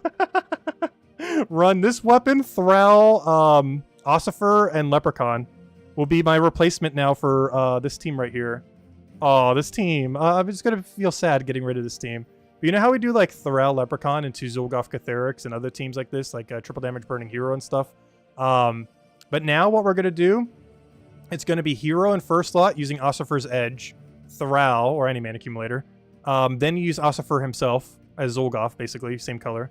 Then Leprechaun, or other quick mana accumulator. And then boom, you got yourself a team. You could even use Takshaka if you wanted to, like double Takshaka instead of Thrall Leprechaun, which means your team would be Ossifer's Edge, Ossifer, double Takshaka would also be the strat. But yeah, that'll be fun. Because that's a true damage skull team. And you could even maybe incorporate Lord of Slaughter, -1 Takshaka, and put Lord of Slaughter in first slot. But yeah, this weapon is... Why did they make Ossifer the only viable one? Why aren't all of them as good as Ossifer? We could have had like 10 troops as good as this guy, but they only did 1 for some reason. Like, this guy actually feels like an immortal. Because he's actually viable, like crazy viable. But yeah, that's a cool weapon. It is saved completely by the fact it gains extra turn. If this did not gain extra turn, it would be pretty underwhelming. But this gain extra turn kind of changes everything. But yeah, it converts all skulls to Uber Doom Skull, which would normally give the enemy huge value, but you auto extra turn, so it doesn't matter. It gains a okay amount of attack, relatively small, but for auto extra turn, it's not the worst thing in the world. And on top of that, let's go see its other things. You gain even more attack on top of that. You gain some free souls. You do basically 0 damage to the first slot, but that does get rid of their barrier if they have one. Though they probably won't have one because you have Curse anyways because of Ossifer. Create a... Oh no! They made it even better! Oh gosh. They fixed the other issue that the team was missing. The team doesn't have Skullstorm, but now it does. Because Ossifer and Hero doesn't have Skull... Well, actually, Hero does have a way to do Skullstorm. But, this will make it so you can still use Elementals or something with it if you want. Oh, that's really, really good. And what's this final thing? Steal some life from the first 2 enemies. And a little bit more if you're doing an Ancient Ket. Alright, that's okay. But that Bone Storm, though, level 9. When do you get level 9? Getting Ossifer to level 9 is so important. Technically to level 30, because if his final trait is like Curse Stun all enemies, that is beyond broken. But just out of curiosity, when do you get Skullstorm for this weapon? It should be the second to last upgrade. So not this one, but the one below it. Level 25. So to get your weapon to have Skullstorm for your Ossifer's Edge in the Ossifer team, you would need 25 level Ossifer. Unfortunately, you don't get to target where your things go, so it's purely luck-based if you get a lot of copies of them or not. There is currently no way to target anyone immortal other than a new immortal that comes in through a season pass. Other than any brand new immortal, to my understanding, there's no way to target immortal souls. So if you get really unlucky, you'll just have like your best one just not getting any. I just realized he has this cool skull too. Gosh, everything about this guy is good. Why did they make Ossifer the only immortal? That's a little unfortunate. We only got 1 new immortal instead of 10 or 11. Why can't they all be that good? You know how many teams are like, this is just basically new skull meta. Why aren't all these other ones even remotely usable? Anyways, let's keep going down. So we got Sagittarian's bow. It deals magic times 2.5 damage to an enemy, then inflicts bleed to all enemies below them. So basically you're only hitting first slot with it. Well, maybe not, because that's barely doing anything. If a mortal Sagittarian is on your team, inflict bleed on all enemies. So basically double bleed then, if I'm reading that correct. Okay, that's not good, but it's an okay amount of damage poke, I guess. Mighty does nothing. Marked. Oh, free Hunter's Mark, I guess. Yeah, this isn't too good. An extra bleed on top of all your bleeds you already have. Steal a bunch of life from the first 2 enemies. Did I just say... Why do both of them have the same ability? There's a little bit of a life gain. Anyways, next one. This one is for the Terra, which I believe is the mech-looking one. No, maybe that one's the mech-looking one. Never mind. I forget which one Terra is. Terra's Jewel, because that's definitely the mech one, the Titanius one. Anyways, give magic times 1.5 plus 2 armor to all allies. If a mortal Terror is on your team, explode all stun gems. Is this an okay armor buffer? Not really, because Urscaeus Shield's... not Urscaeus Shield. Yeah, Urscaeus Shield. Urscaeus Shield's probably still better than this for upscaling. Unless you're doing this at a lower range, but at a lower range you don't really need to upscale your armor. So I'm not sure if this has any use case. What's the extra perks? Extra armor for yourself, some gold, some free damage, silence to first enemy, which isn't bad. Barrier your first 2 allies. If in Southland, barrier yourself. Okay, that's not too bad, actually. That's triple barrier, assuming you're using hero in 3rd or 4th slot. And this one you can actually control getting triple on, unlike the other one, where it could double up on the same troop. This is actually guaranteed to be triple as long as your hero is in 3rd or 4th slot. Otherwise, only double. But anyways, Titanius's Arc Blade. Will this replace whatever you would use in a Tina 9000 team? For this to be true, it would have to be a good true damage weapon. Deal magic times 1.5 plus... Okay, well, it is true damage. They're going the right direction. Deal magic times 1.5 plus 2 true damage to an enemy. Boosted by bomb gems. Awful boost ratio. Plus it's not even a good number. If a mortal Titanius is on your team, destroy 2 random columns. Is that good? I would say no, mostly because compared to Ruby Weapon, I don't see a reason you would ever use this. Ruby Weapon uses 3 color for almost the same mana cost. Actually, what is Ruby's mana cost? I keep not using it so much that I actually completely forget its mana cost. I should have for one team this week, just for the fun of it. Yeah, 22 mana cost. So yeah, the Ruby is way better. Like, if you have Ruby, you're never going to use that other weapon. Even with Titanus, it's still better just to use Ruby Weapon. Who knows? Maybe this other perks will make it better. Armor, no. Armor for mechs, no. Scatter damage, no. Anti-mage or limited magic, no. Barrier. Okay, you do get triple barrier, though. Compared to the other thing, I believe, doing 0 barrier. Because you don't get barrier from this. It's just like gold and a bunch of stuff. You get, what benefits do you get from this? Basically nothing. A free treasure map. An extra gold on top of the gold you're already getting from the booty gems. Of course, that's a really gold-oriented weapon. But yeah, it does. I guess it has the one use case of having triple barrier or double barrier compared to it. But more often than not, you're just going to be using the Ruby weapon. There's no reason to really use this. Even in the context where it would be better. Like, you know, in a Titanus team. And next we have this. Viagra. Convert all green gems to Fairy Fire gems. That doesn't actually do anything because Fairy Fire gems are green. Though it might be a way to set up 4 times Fairy Fire, but I feel like there'll be better ways to do it with a 20 compared to this high mana cost weapon. If a mortal Viagra is on your team, gain an extra turn. That's situational. I don't feel like this is worth it over using like Queen Titania or other Fairy Fire options. I could just do it per extra turn. It is situationally going to be usable if you're in a location like the PvP location where you're going to be using her anyways. You wouldn't try to force it onto your team to have Fairy Fire, though. It's not worth it. But if you're already in the category where you're using the 1, I guess you could also put this on your team. Because I assume you're allowed to always use this weapon as well with it. I'm not sure exactly. Because they mentioned you can always bypass the restriction with your troop. But I'm not sure if you can also bypass the restriction with the weapon. Because if that's the case, that does change a couple of these to be a little bit more viable. Because if the restriction is something like, let's say, Broken Spire, and you're allowed to use this Forest of Thorns weapon with Viagra, or, you know, with any of these, in those corresponding duos, then that's actually pretty good. Because if the place doesn't have any good weapons, then, you know, you will have a good weapon, you'll have a good troop. But I know the troop bypasses the restriction. I'm not sure if the weapon does. Logically, I would say yes, but I haven't really seen anything that has mentioned that it does. And knowing how they code weapons, it probably won't. But I don't know. It would make sense that you would be able to use both, but that is to be seen, and we'll find out next week. Oh, it gains enchant to self. That's not too bad. And gains a bunch of random skills. Okay, so that's all the weapons. Long story short, similar to the Immortals themselves, the Ossifer is the only useful one. And it is absurdly useful for making a brand new Skull Spam team. But yeah, long story short, Ossifer is the only Immortal in the game. Every other one you would use at most in a corresponding PvP location because you don't have anything better. And because they're so accessible, they might be your best option. As earlier on in the game, they will definitely be your best option in every situation. And later in the game, depending on what you have, or depending on what are available, they might also be your best options. Alright, let me go clear this out real quick. Oh, I just realized I just went into the battle without extra skull damage. Oh well. Because I literally just changed my perks.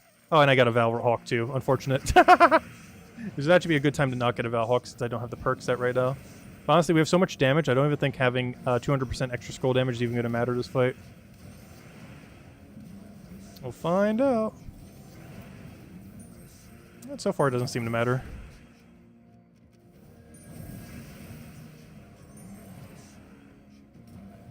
Oh, it just mattered. No! It mattered. We're gonna have to switch back just to go do that. I'm just gonna wait till tomorrow. I'll do those 2 battles later. Not like they have to be done now. I just don't want to bother switching my medals back and then have to switch them back again. I thought we were already done with all the battles there.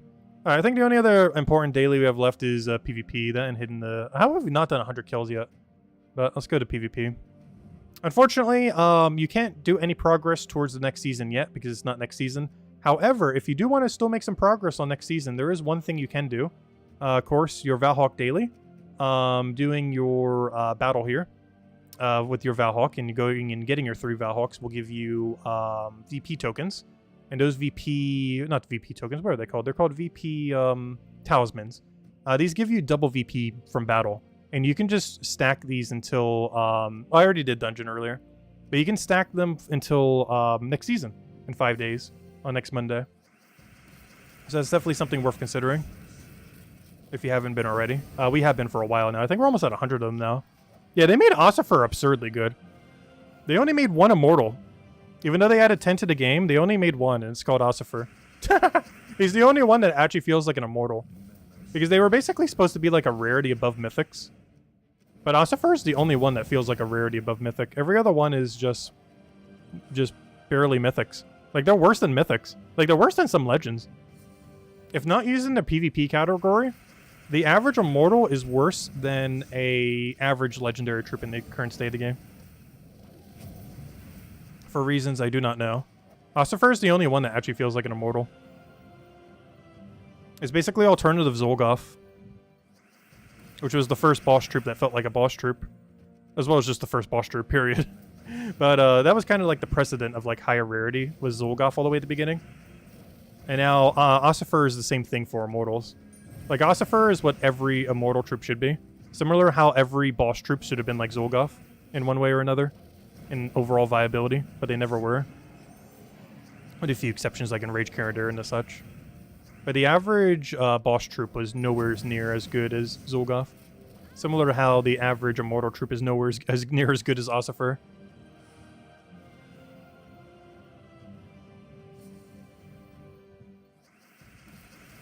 Oh yeah, you should always be doing monoliths. If you're wondering why I've been stacking monoliths for forever, why even bother with this rather useless daily, it's literally for 5 days from now. We've been prepping for this Monday, this upcoming Monday, for like the last 5 months. Or whenever this PvP update hit that allowed you to get these. We've been stacking every last victory talisman since then, doing the daily nearly every day. I think I only missed it like 10 times max. And we've been doing it every single day. And currently we have, how many? I want to say almost 1,000. Where'd I check? Quick battle. We have stacked up 882 victory talismans for Monday. We'll technically have over 900 by the time we get there. It's over 900! Technically not over 9,000, but close enough. 10 times less. But yeah, we'll have over 900 victory talismans stacked up for the VP, or for the next season. And then we can use all of our double VP tokens to get the season done very quick. Like, literally, the second the season hits, we're just going to be doing this every single fight. We're just going to use Victory Talisman, then Victory Talisman, then Victory Talisman. Wait, can you use more than one in a fight? No, you can only use one. Unfortunate. But yeah, you can only use one Victory Talisman per battle. I was thinking for a second, oh, maybe we could use 6, but no. It takes up the whole slot. So if we do something like that, it just uses the one removal. But, yeah, unfortunately, you can only use one. That's sad. Yeah, you can only use one per fight. I was hoping we could maybe use 6 per fight and just stack all 6 of them as victory thing. But no, there's a cap of 1 per fight. So to be able to use them all, I would have to do over 900 fights. Which obviously we're not going to do immediately, but we will work towards that. Because I do want to rush down the first season. Because it's probably going to be the only season we bother buying if it's going to be as expensive as 15 bucks. But we're also going to rush it down with victory point talismans. Which shouldn't take that long at all. Since we'll be getting double VP for every fight.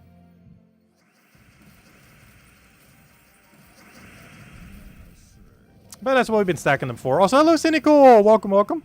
But yeah, if you haven't been, there's still 5 days to go stack them. Today and the next 5 days. You can still end up earning yourself about 26 of them. Well, it's like 6 per... It's weird. Every Valhawk, every day you can get 6 sigils. And for every 5, you get 6. So it's a weird, like, 6.6 or whatever that comes out to per day is basically how many you can earn. Comes out to be a really weird number, but... And that's just from... the way that you do that is you take out 5 fights from one of these monoliths whenever you have these. And then just doing PvP in any location, you can get 3 Valhawks per day. And you can see your 3 progress by going to somewhere's here. If you go to your buffs, you can see here your progress on your 3 Valhawks. There's also where you can use them if you want to use them in this menu. I just go to the kingdoms because I know where all the ones I normally go for are. But you can also use this menu to navigate to them. Anyways, let's go do our 3 battles. Oh yeah, do I have anything to do for Alliance? Today's Monday, which means we'll have to do 1 Alliance fight. I mean, not Monday. Today's Tuesday, which means we have to do 1 of the triple ones. Oh yeah, that means we have double outer. Wait, where's my outer one? It's dragon and something else. I think it was dragon and whatever bottom left is. Yeah, it was dragon and divine. Oh, nice. We have double for divine too. Perfect. Yeah, we'll do those in a moment. Actually, let's do them now. Because those count as our Valhawk progress. So first, let me go take out one of these color ones. I'll do blue because it's free because of Takshaka. Let me take out this first. Let's see. Oh gosh, everyone using Beatrix team. All right, let me go copy paste my thing from Central just so I don't have to go and make a whole team over again.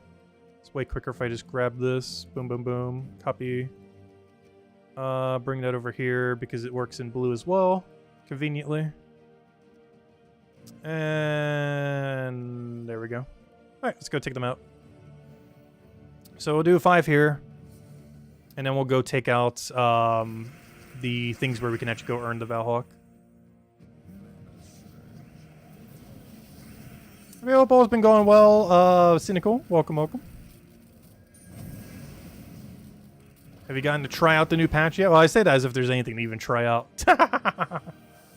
Unfortunately, even though today's the patch day, it's one of those patches where it's technically Monday when the patch actually goes fully into place.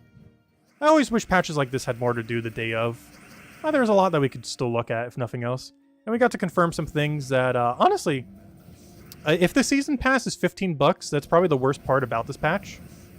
But maxing out an Immortal is way cheaper than I thought it was. Also, gaining 1 copy of it was also way easier than I thought. The way I initially thought it worked is I thought you would have to get 10 of the token, 10 of the Immortal Soul. And then you would have to go and do like glory keys and like seal keys and all that. But that's not what you need to do. You just simply go and get 10 of them, which is absurdly easy to do. And then boom, you just get the copy automatically. You're basically getting 10 free mythics on Monday as soon as Monday hits. Well, technically 10 free immortals, but you know what I mean. They're as strong as mythics.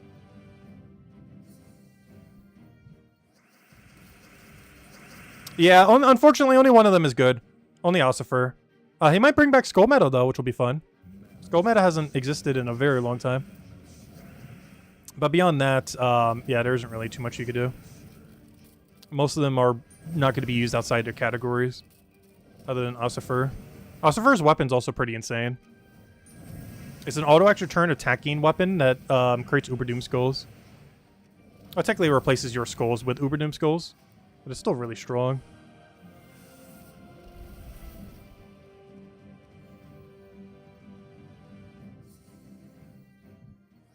You still maintain you'll only get one new immortal this Monday?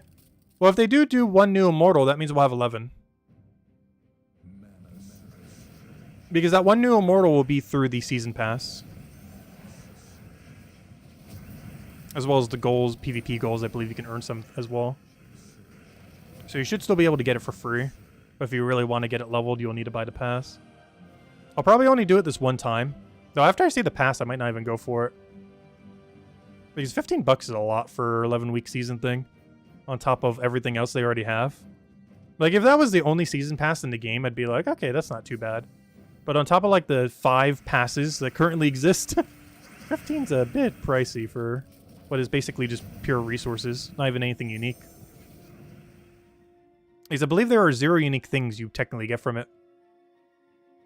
So that's pretty pricey for what you're ultimately getting. I don't know, we'll see what's in the pass. I might not even buy it the first time. I might just never buy it. Wait till they buff it or something.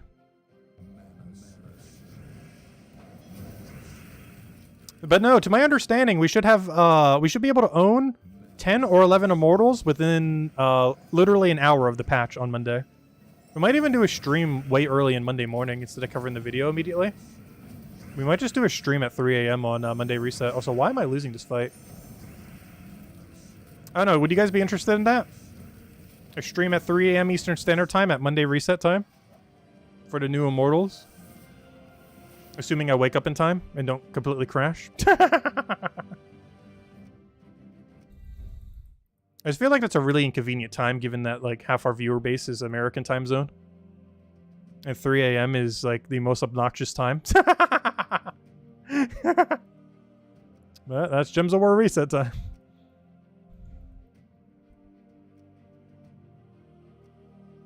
Alright, let's go take out Dragon. I should already have a team built for this.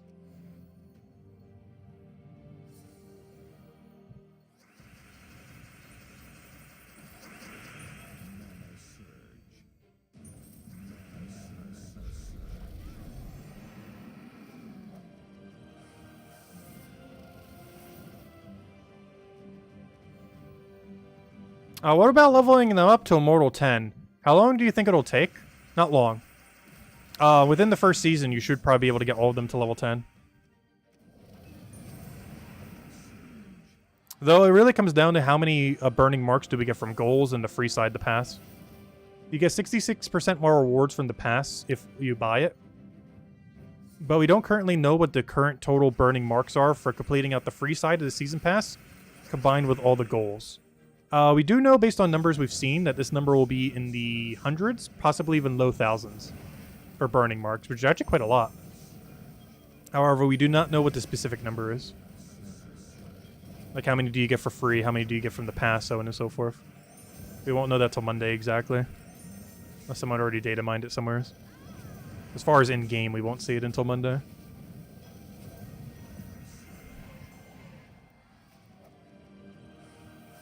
But we do know from the trailer and everything, like, the approximate number.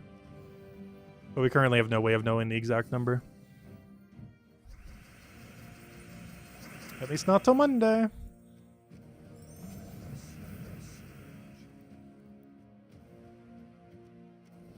But from what I could tell, you should be able to get at least 1,000 for free. If you complete the entire season, free season pass combined with all goals, it should be over 1,000 burning marks. Which is enough to get every single immortal. While also getting them leveled to some degree. That's enough to get them all probably till about level 5, 6-ish or so. Maybe 7. I'm not sure.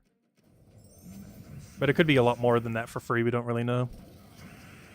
Because there'll be a bunch of goals that you could do, like do X PvP battles, kill X enemies, do X amount of monoliths, stuff like that. Things associated with PvP directly. And as you do those goals, you get a few different rewards. So the main reward that you earn is VP. I mean, not VP. The main reward you earn is... Though there are some VP rewards there, I believe. But the main reward you earn is burning marks from them. Is it a 2.3 gigabyte update? Is it really that big?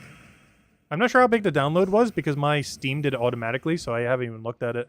Does it actually check after the fact? Let me go see. How big was the download on Steam? It doesn't show in my downloads. Oh wait, that's my scheduled ones. Never mind. Really? It only showed as a 61.7 megabyte on my end. That's weird. But yeah, my Steam says that the update was only a 61.7 megabyte. Not sure why it's so big on Xbox. Unless they're fixing a ton of bugs on Xbox or something.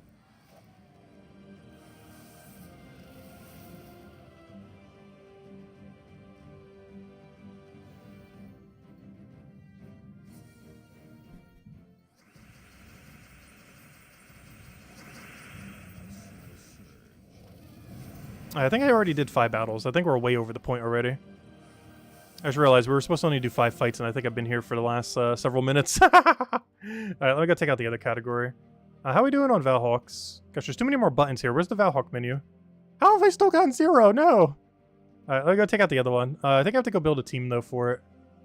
You have to go build a Divine team, and I don't think I have one built here yet. Wait, Takshaka's Divine? Oh. Well, that's an easy team. Wait, I forgot about that. I always keep thinking this only counts as a Naga. I kind of forgot. It's Divine Naga. Well, you know what that means. Though, what's our damage source? Am I just gonna go Wand? Yeah, it's looking like it. Unless I want to go like Phoenix or something. Yeah, this is looking like a Wand. This is indeed looking like a Wand. Unless we want to go Rafamon. Or you know what? No. This is why we have 4 Takshaka. If we're going to invest in 4 Takshaka, I want my money's worth. Not really money's worth, but resources worth. I'm going the 4 Takshaka team. I said hello, Kosh. Welcome. I said hello, Big for Mercy. Welcome. Has anyone else seen bugs with the mana potion gems? Where they get sort of stuck on the opening animation? Oh, yes. I have seen that before. I have not seen it since this patch.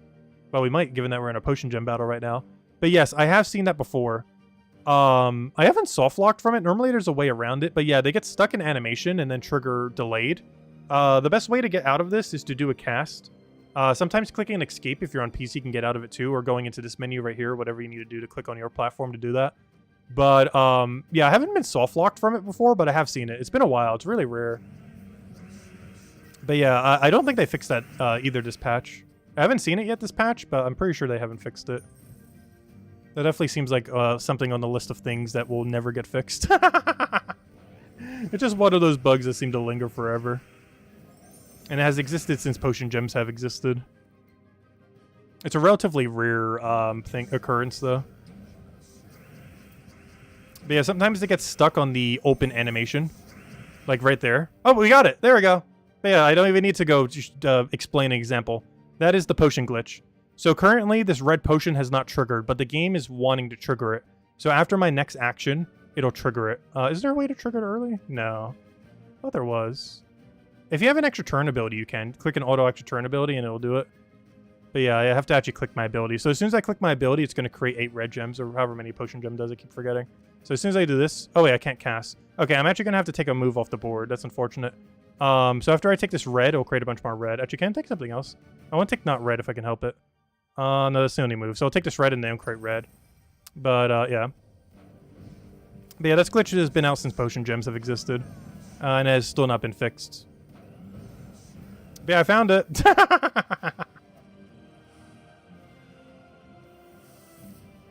Yeah, they still haven't fixed potion glitch, which I wasn't expecting them to. That's one of those glitches that are just forever going to be in the game. There's so many glitches like that that still exist from like several years ago. They're very selective on what they choose to fix, and that is not one of them. In all fairness, it's actually very beneficial, because it doesn't actually end your turn when you're in that glitch. Like, you can take a 3, and I believe it still maintains your turn, even if the potions don't land turn. So it's technically purely beneficial. But still a glitch nonetheless. And confirmed not fixed as of 8.0. Back in the day, I used to like re-go through all the glitches in the game to double check to see if they've been fixed or not on a given patch. But that list has gotten so long that I'm pretty sure it'll take 3 hours to check them all these days. I stopped doing that back in like 2019 or 2018. Because the list is so absurdly long that I'm just not even going to bother. I used to mention them all in every beta as well. Like, oh, did I just get potion gem glitched again? I did! No! But the list is just so absurdly long these days. But yeah, I used to mention them when I was in the betas. Like, hey, here's all the glitches that still haven't been fixed, by the way. But I haven't been in one of the betas for like 6 years or so at this point. But I used to almost every single beta just do a whole copy-paste of every glitch that still wasn't fixed. And guess what? Almost all of them are still not fixed to this day. Let's see. I'll take that one over. But yeah, I haven't partaken in any of the beta for at least 5 or 6 years now. I think 2018 or 2019 was the last time I bothered. Oh gosh, I'm getting the... What, did they, like, make it even worse? Oh, it does still end your turn, though, if you take a 3. Okay, it's only if you land the potion gem extra turn do you still maintain your extra turn. So that's a little annoying, because it actually stuns you out of being able to do your cast. Because it locks up all your cast abilities. You can only get out of it through a move ability. By swiping something from the board.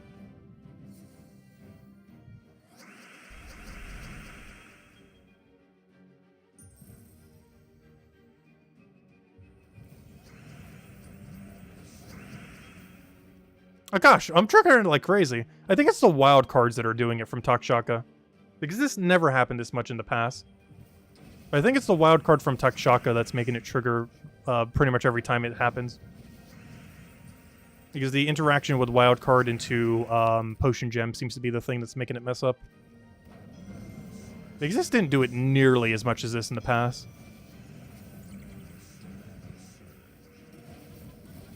But it seems to interact really weirdly with wildcard.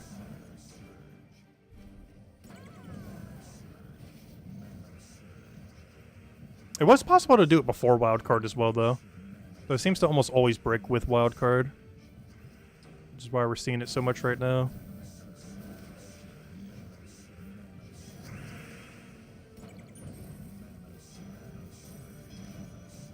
Gosh, how is there so many blues? Potion gem, stop! I want to turn. There we go.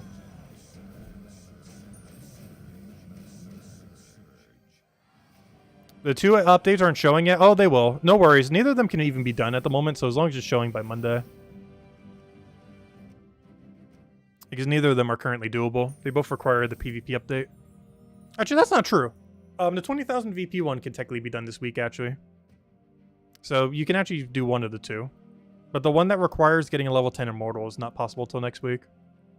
And even then, you still have to grind for it a bit. It's not as hard as we thought it would be to get to that level, but it will still take a little bit of grind to reach level 10. Might not even be possible on the free side, unless you get lucky the first season. But anyways, I think that's PvP cleared, unless I still need to go get the Valhawk. I do still need 1 Valhawk. Really? All those battles and we still need a Valhawk? Unfortunate.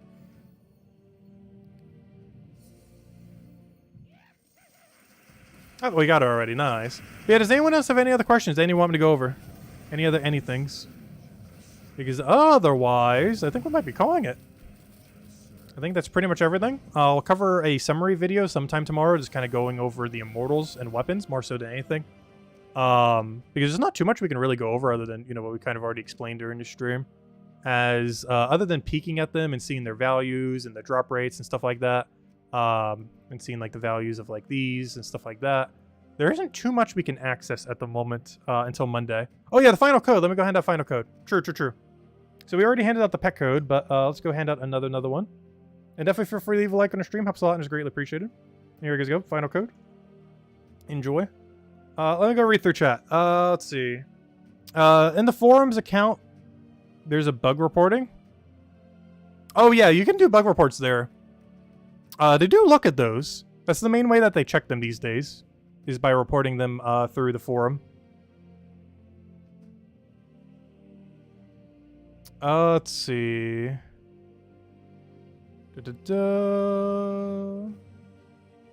Only 3 viable immortal weapons with Ossifer, Viagro, and Aquaria. Yeah, a couple of them are viable. I think the main thing that comes out to most of their viability is, can you use both the Immortal and the Immortal weapon in a given category? Because the thing mentioned you can use the Immortal, but I didn't see anything specifically mention the Immortal weapon. Because that kind of changes things. For example, if in Broken Lands, you can use both the troop and the weapon. Because we know for sure we'll be able to use the weapon. But can we, we'll be able to use the troop, but can we also use the weapon always with it? Because if the case is yes, which I assume logically the answer is yes, but there is a chance it doesn't work. But if you are allowed to use both the immortal and the weapon, that does change the viability of the weapons. Because that means regardless of your restriction, let's say for example, the restriction of Dragon's Claw. Let's say you do not have a single good Dragon's Claw weapon. You will always be able to lean back on, which is a bad example because they have Doom Spear. But let's hypothetically say you don't have Doom Spear or any viable weapon from Dragon's Claw. You'd be forced to have to use one of these weapons. But if you can use the Immortal weapon with the Immortal Troop, we know for sure we can use the Immortal Troop. But if we can use the Immortal weapon and the Immortal Troop, guarantee overriding the restriction, then that greatly increases the viability of the weapons. Because it makes it so if you are missing all the good ones, like Doom Spear, for example, you don't need them necessarily. Well, at least not in this context. You can simply just use the Immortal weapon with the Immortal Troop. I'm not 100% sure if that'll be the case. I know for sure the Immortal bypasses the restriction. I'm not sure if a weapon does too, but hopefully it does. We'll find out. Because it'll make categories like this, where you're restricted to a kingdom's weapons, not as relevant. Like, for example, actually, that's only relevant for one of these this week, Dragon's Claw. But next week we might have like 2 or 3 in Outer where it'll be relevant. Alright, we also got to see the chest drop table. Honestly, the chest drop table is way more generous than I was expecting. I was expecting this to be 33% or less. And it's 48% to get Immortal Souls, the main thing you actually want. There's a 65% chance you get something good between Immortal Souls and Gold Marks.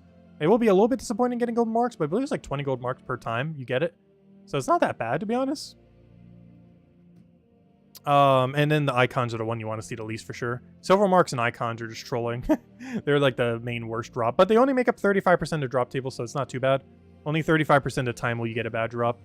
The rest of the time you'll get the main drop you want 40% of the time, and the other 17% are 20 gold marks, which are not the best drop from them, but you know, you're not necessarily going to be disappointed with gold marks because they're 1/5 of a deep book each time, so they're not as good as burning marks, especially initially, but they're not bad.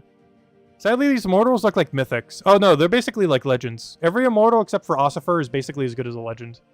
Or a average, below average mythic. Yeah, it's kind of sad that Ossifer is the only immortal in the game. Even though they added 10 or 11. Hopefully future immortals will be a little bit better. And more like Ossifer. But, yeah, Ossifer is the only immortal. Who's actually an immortal. He's basically new Zolgoth. Or new Keeper of Souls, or new Enraged Karandera, whatever you want to compare it to. He's the best cursed stunner in the game while having Invulnerable. And he has Keeper of Souls convert, but it's Doom Skulls, so you get even more mana accumulating. And he has free true damage to all enemies, as if he needed more value already. As if he didn't already have enough value. And he does that for 26 mana cost when you get him maxed, or 30 initially.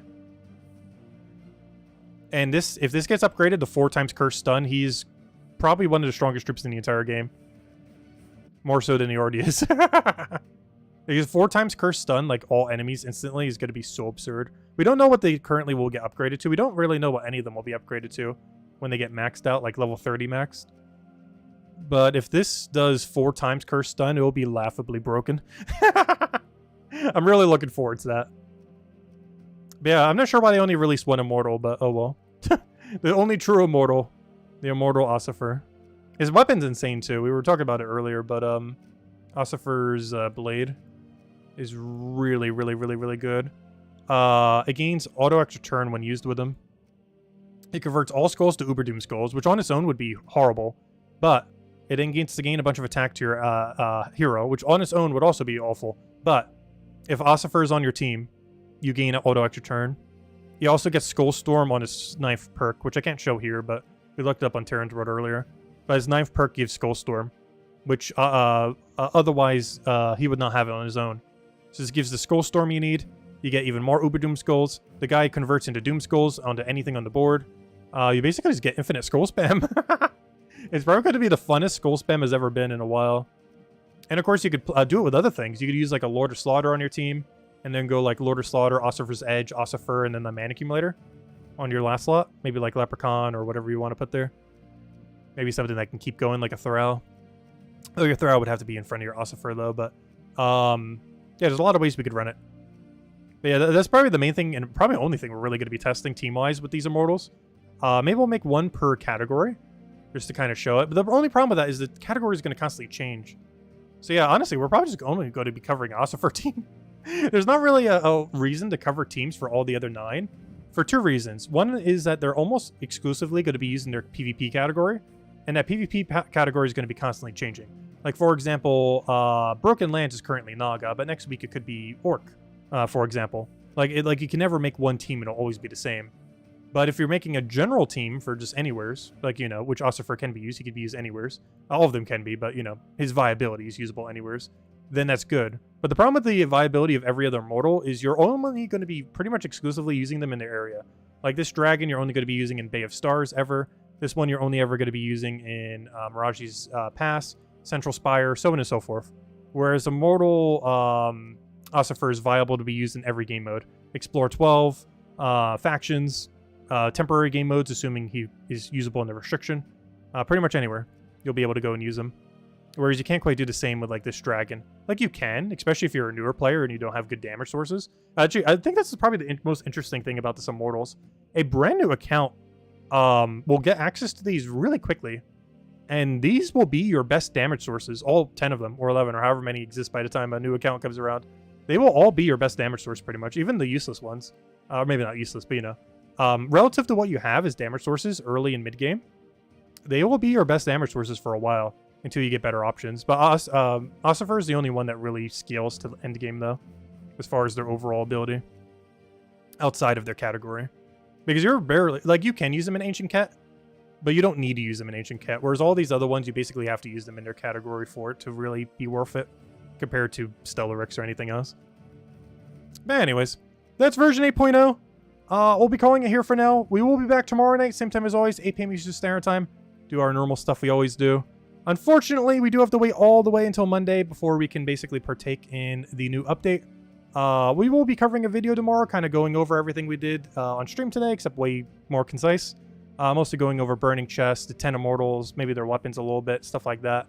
But unfortunately, until this timer goes all the way, we cannot really do much with it. Gotta wait 5 days, 5 hours, and 13 minutes before 8.0 is truly here, but we can still talk about it. We'll cover a little summary video tomorrow and go from there. Anyways, guys, thanks for stopping by as always. Greatly, greatly appreciated. Hope you all have a wonderful rest of your week. And yeah, we'll keep doing our normal stuff. And by Monday, we'll be truly in version 8.0. Goodbye, everyone. And thanks for watching.